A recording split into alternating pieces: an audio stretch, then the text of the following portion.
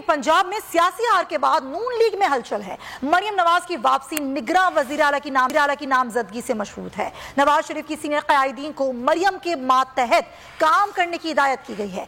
Senior कायदीन का मरियम नवाज की क़यादत पर तहफ़्फ़ुज़ात का भी इजहार है।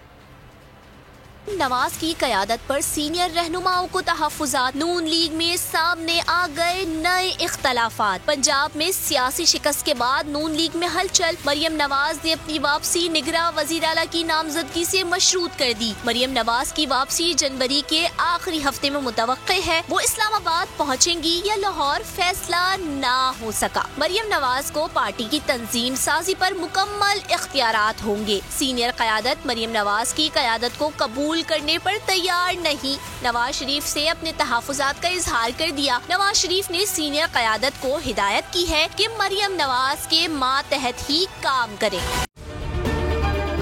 अगर आपको ये वीडियो पसंद आई है तो हमारे चैनल को सब्सक्राइब करें और बेल आइकन पर क्लिक करें। 2022 बहुत सारे तोहफे भी देके गया पाकिस्तान की आवाम को। पाकिस्तान की आवाम को एक तोहफा ये दिया कि आवाम को पता चल गया कि पाकिस्तान का मीडिया क्या है। साल 2022 में सबसे ज्यादा देखे जाने वाला चैनल बोल न्यूज रहा नंबर 1। हमने बहुत सारे शोज और ट्रांसमिशंस की। पूरा साल मुसलसल जदोजहद में निकल गया कि ये वोट ऑफ कॉन्फिडेंस के पीछे कौन लोग थे।